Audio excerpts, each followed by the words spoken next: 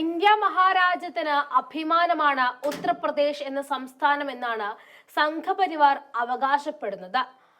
അവിടുത്തെ മുഖ്യമന്ത്രി യോഗി ആദിത്യനാഥ് രാജ്യത്ത് എവിടെ സന്ദർശിച്ചാലും യുപിയെ പുകഴ്ത്തി പറയുന്നത് പതിവാണ്. യുപിയിൽ മുസ്ലിമുകളടക്കം സമാധാനത്തിൽ വസിക്കുന്ന ഇടമാണെന്നാണ് യോഗി പറഞ്ഞു വെക്കുന്നത്. ഇത് വിശ്വസിക്കുന്ന സംഘപരിവാർ അനുകൂലികൾ സാമൂഹ്യ മാധ്യമങ്ങളിലടക്കം തള്ളിമറിക്കാറുമുണ്ട്. എന്നാൽ യുപിയിൽ യോഗി കെട്ടിപ്പൊക്കിയ നുണകളുടെ ചീട്ടുകൊട്ടാരം ഇടിഞ്ഞു പൊളിഞ്ഞു വീണിരിക്കുകയാണ്. അല്ലെങ്കിൽ രാജ്യത്തെ പരമോന്നത നീതിപീഠം ഇടിച്ചു പൊളിച്ച് വീഴ്ത്തി എന്ന് പറയുന്നതായിരിക്കും ശരി. ഈ രാജ്യത്ത് ക്രമസമാധാനം ഏറ്റവും തകർന്ന സംസ്ഥാനമാണെന്നാണ് സുപ്രീം കോടതി യുപിയെ വിശേഷിപ്പിക്കുന്നത്. യുപി പോലീസിനെ നിർത്തിപ്പൊരിച്ച സുപ്രീം കോടതി ഇനിയും ഈ നിലപാടുകൾ തുടർന്നാൽ നോക്കി നിൽക്കില്ല എന്ന അന്ത്യശാസനവും നൽകുന്നുണ്ട്. സിവിൽ കേസുകൾ അവിടെ പോലീസിന്റെ ഇഷ്ടത്തിനനുസരിച്ച് നിയമം വളച്ചൊടിച്ച ക്രിമിനൽ കേസുകളായി വ്യാഖ്യാനിക്കപ്പെടുകയാണ്. ഇതാണ് സുപ്രീം കോടതിയെ ചൊടിപ്പിച്ച ഘടകം.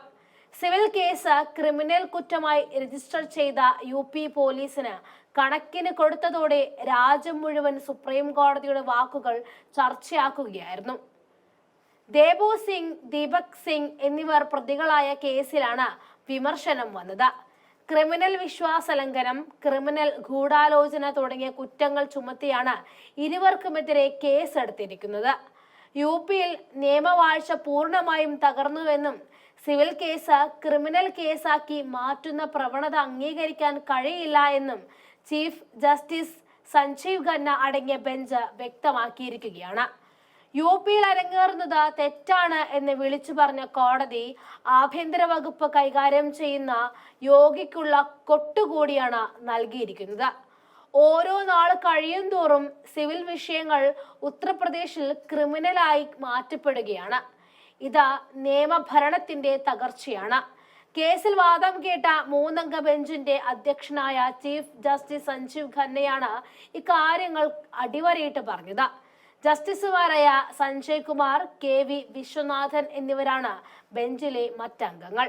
കുറ്റപത്രത്തിലെ ഓരോ കോളത്തിലും പൂർണ്ണവും കൃത്യവുമായ വിവരങ്ങൾ ഉണ്ടാകണമെന്ന് ഉത്തർപ്രദേശ് സർക്കാരും ഷരീഫ് അഹമ്മദും തമ്മിലുള്ള കേസിൽ വ്യക്തമാക്കിയതാണെന്നും കോടതി അറിയിക്കുന്നുണ്ട്. ഇതൊക്കെ തെറ്റാണ്.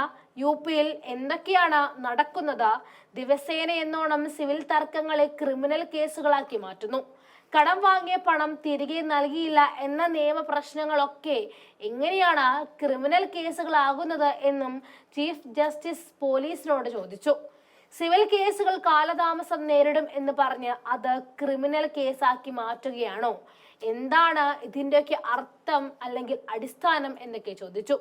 ഈ കേസിൽ അന്വേഷണ ഉദ്യോഗസ്ഥൻ കോടതിയിൽ ഹാജരാകണമെന്ന് പറഞ്ഞ കോടതി സാക്ഷിക്കൂട്ടിൽ കയറിയ അദ്ദേഹം പറയണം എന്തിന്റെ അടിസ്ഥാനത്തിലാണ് ഈ കേസ് ക്രിമിനൽ കേസാക്കി FIR എഴുതിയതെന്നും സുപ്രീം കോടതി ചോദിക്കുന്നുണ്ട്. ഉത്തർപ്രദേശ് DGPയോടും കേസ് രജിസ്റ്റർ ചെയ്ത ഗൗതം ബുദ്ധനഗർ പോലീസ് സ്റ്റേഷനിലെ SHOയോടും ഇത് സംബന്ധിച്ച സത്യവാങ്മൂലം നൽകുവാനും കോടതി ആവശ്യപ്പെട്ടിരിക്കുകയാണ്.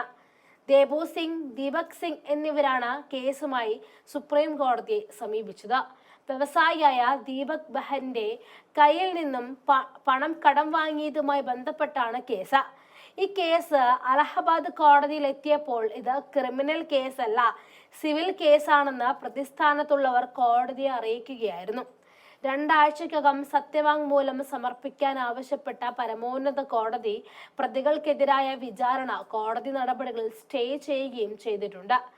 രാജ്യത്തെ ഏറ്റവും കഴിവുകെട്ട പോലീസ് സംവിധാനമായി യുപി പോലീസ് മാറി എന്നതിന്റെ ഏറ്റവും വലിയ ഉദാഹരണമാണ് ഈ സംഭവങ്ങൾ.